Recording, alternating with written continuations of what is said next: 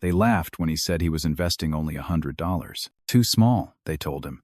You need real money to get rich. But in the summer of 1975, Elias Verma didn't listen. He wasn't looking for the next Apple or Tesla. He didn't even dream of wealth. He just wanted to see what would happen if patience, not luck, decided the outcome. He took his $100, a single green bill folded twice, and placed it into a simple fund that mirrored the stock market. No fancy strategies, no trading, no noise. Then he did the hardest thing a person can do with money. He left it alone. 50 years later, that quiet act of faith had turned into more than $34,000, assuming dividends reinvested. Adjusted for inflation, it still crushed the value of cash. Elias hadn't predicted anything. He had simply started, and while others waited for the perfect moment, he proved the smallest step is the one most people never take. It wasn't about timing the market. It was about trusting time itself. Before that quiet $100 decision, Elias Verma lived in a small brick apartment on the east side of Detroit, the kind of place where you could hear the hum of the factory siren before dawn and the sound of tired footsteps after sunset. His father had worked those same lines for 30 years, tightening bolts on cars he could never afford. His mother kept the family alive with coupons and prayer. Money, in his house, wasn't a conversation, it was a weight. Every dollar had a job before it even reached their hands. So when Elias got his first paycheck at 23, he didn't think about investing. He thought about surviving. Rent, groceries, gas, maybe a small gift for his mother. That was it. But 1975 was a year of contradictions. The economy was shaky. Inflation was climbing. People whispered that the American dream was slipping through their fingers. And yet, every morning, Elias saw men spend their lunch breaks arguing about which car company stock would explode next.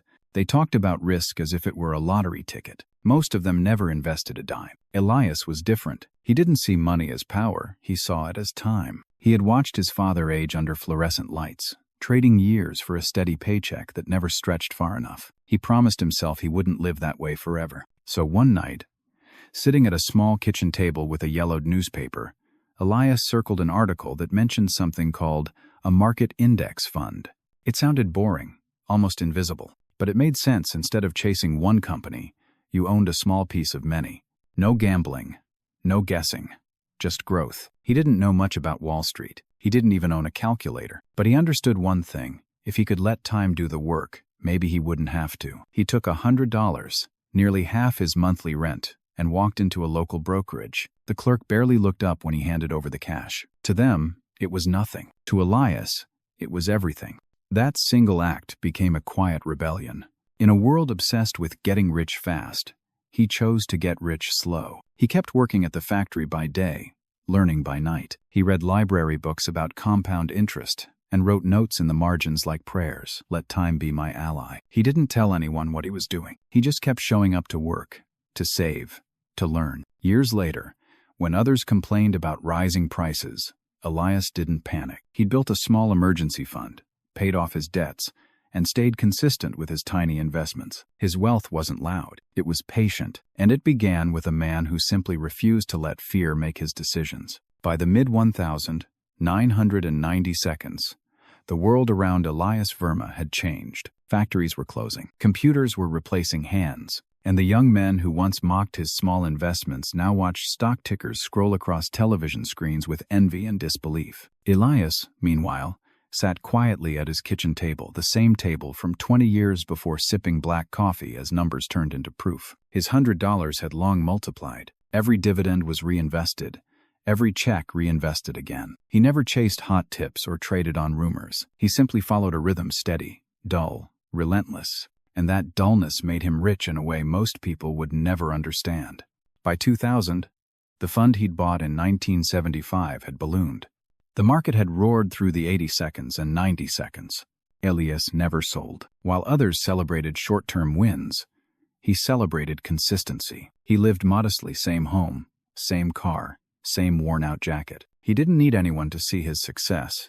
He only needed to feel his freedom. Then came the crash of 2001. Panic filled the air. Neighbors lost half their savings. Elias lost money too, on paper. But instead of fear, he felt something rare, calm. He'd been preparing for this his entire life. He knew the market would rise again because it always had. And when it did, He would be there quietly buying while others were selling. By 2010, the internet boom had changed everything. Elias was older now, his hair thinning, his hands slower, but his principles sharper than ever. He spent his mornings teaching neighborhood kids how to open their first brokerage accounts, not to impress them, but to free them. He showed them charts of the S&P 500, explained how index funds like VTI and SPY mirrored the economy's heartbeat. He'd trace his finger over the lines, smile, and say, "It's not magic. It's time." His small network of students began calling him Mr. Verma the timekeeper. They said he could see the future. He laughed at that. He wasn't predicting anything, just obeying a law most people ignored. Save, invest, repeat. By 2020, his account statements read numbers he'd never imagined. 6 digits turned into 7. He wasn't a billionaire, but he didn't need to be. He had no debt. His savings could weather storms. His investments were earning while he slept. He'd reached a point few ever touch quiet wealth. Yet, deep down, he felt a strange emptiness. He looked at his account balance and wondered if money had become too silent. The world was louder than ever. Crypto millionaires, meme stocks, overnight traders bragging about impossible returns. He saw himself in their impatience, and it frightened him. Had the lesson of time been forgotten? He began writing a journal he titled, "The Discipline of Delay." In it, he wrote, "Wealth is not what grows in your account, it's what grows inside your patience." At 70, Elias Verma stood at the peak of a mountain no one else could see. No spotlight, no applause, just freedom, the kind that comes from never rushing what was meant to take time. In the spring of 2022, the world around Elias began to spin faster than he could follow. The markets that had once rewarded patience now seemed addicted to speed.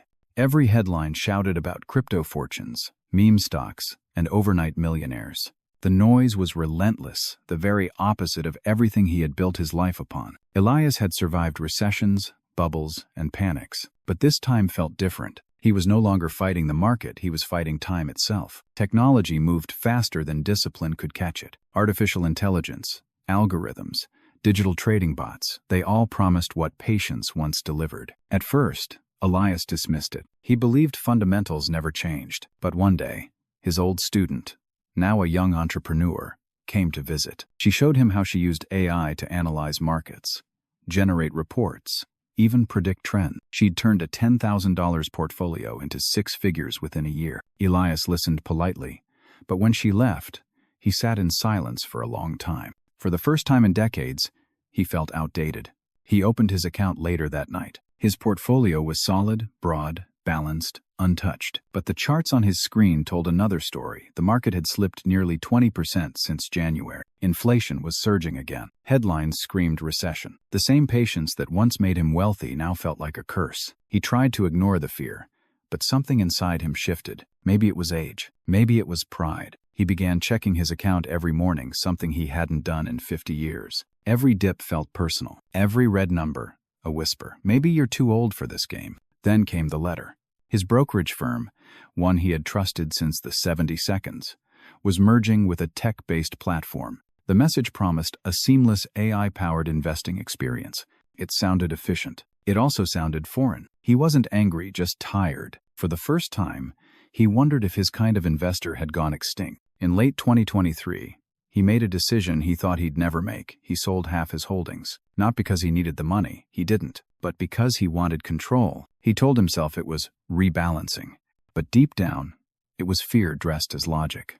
The man who once preached patience was now doubting it. When the market recovered in 2024, his heart sank. The same funds he'd abandoned roared back to life. He had missed the rebound he had always waited for. For the first time, he felt the sharp sting of irony the teacher had broken his own rule. That winter, Elias stopped checking the markets altogether. He went back to reading books, the old kind with yellow pages and quiet lessons. In the margins, he wrote only one sentence. "I built my fortune on time and I lost my peace when I stopped trusting it." The fall of Elias Verma wasn't measured in dollars. It was measured in doubt, and that loss was far heavier than any market crash. After the fall of 2024, Elias Verma began to travel. Not out of luxury, but out of curiosity. He wanted to see how the world thought about money, how others faced the same fears he had lived through. He packed a small suitcase, closed his laptop, and left Detroit for the first time in years. In New York, He saw what America had become, a country built on motion. Screens blinked with numbers that never slept. People measured their success in percentages and followers. Everyone was chasing returns, not reasons. In coffee shops, he overheard investors discussing AI-driven arbitrage, quantum trading, instant yield. No one mentioned patience anymore. The American dream had evolved, or maybe mutated into a race of restless ambition. Then he flew to Tokyo. There, he found quiet order. Investors still talked about growth, but they spoke of legacy, not leverage. A banker told him, "We don't invest for our lifetime. We invest for the family name." In Japan, wealth was a slow river, not a rising wave. It wasn't about beating the market, it was about surviving it. Elias realized how rare that mindset had become back home. In Germany, he met a group of young engineers who pooled their savings each month into an index fund. They called it the Freedom Pot. When he asked them what they'd do with the money someday, they laughed and said, "We don't plan to spend it. We plan to inherit peace." It struck him their idea of wealth wasn't accumulation. It was continuity. A bridge between generations, not a race between individuals. But it was in India where the lesson hit deepest. In a small village outside Mumbai, he sat with a farmer who saved the equivalent of $2 a week. When Elias told him about the power of compounding, the man smiled and said, "I already believe in that. That's how I grow my crops."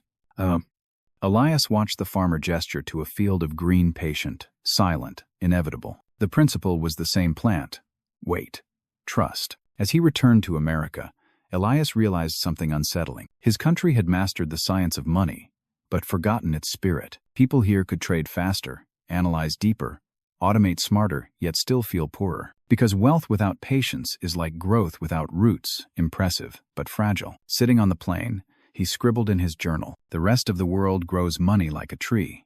America grows it like a fire. Both give light, only one endures." When he landed back in Detroit, he didn't check the markets. He simply walked past the glowing screens, carrying a different kind of currency perspective. He no longer wanted to beat time. He wanted to live with it. In the spring of 2025, Elias Verma sat once again at the same wooden table where everything had begun. 50 years earlier, he had placed $100 into the market, not knowing it would outlive his doubts, his fears, even his ambition. Now the house was quiet. His hands, older and slower, rested beside the same yellowed newspaper that had once sparked his curiosity. He looked at his account statement one last time. The numbers glowed faintly on the screen: $3 million, $100,000, a lifetime of patience, discipline, and time. But what struck him most was not the amount. It was the memory of the man who started with almost nothing and never gave up on something invisible. Outside, the neighborhood had changed. New houses, new cars, new debts. He saw young faces racing through life, chasing the same illusion he once did. They believed freedom came from speed. He knew now it came from stillness. He began writing letters not to investors or banks, but to his students. Each one began the same way: "Do not wait until you have enough. Start while you still have fear." He told them about the $100 experiment, about the years when everyone said it was pointless. He told them about 2024, when he doubted himself and lost his peace. And he told them about the morning he forgave himself, the day he realized wealth was never about money. It was about time spent without worry. One of his former students, now a teacher herself, visited him that summer. She brought her young son, who asked, "Mr. Verma, what's the secret to being rich?" Elias smiled. He handed the boy a coin and said, "Don't spend this. Not because it's worth much, but because one day you'll remember the choice not to." When the boy left, Elias walked outside. The sky looked almost identical to the one in 1975. He realized that the world had always moved fast. It was only his heart that had learned to slow down. He no longer cared about charts or interest rates. His wealth now lived in the quiet moments between sunrise and coffee. That night, he closed his journal with one final line: "Freedom is not built in a year. It is built in the years you refuse to give up." Weeks later, the local library where he used to read began hosting a small investing club in his honor. On the wall above the door, someone painted a quote from his journal: "He didn't buy freedom, he built it, one quiet choice at a time."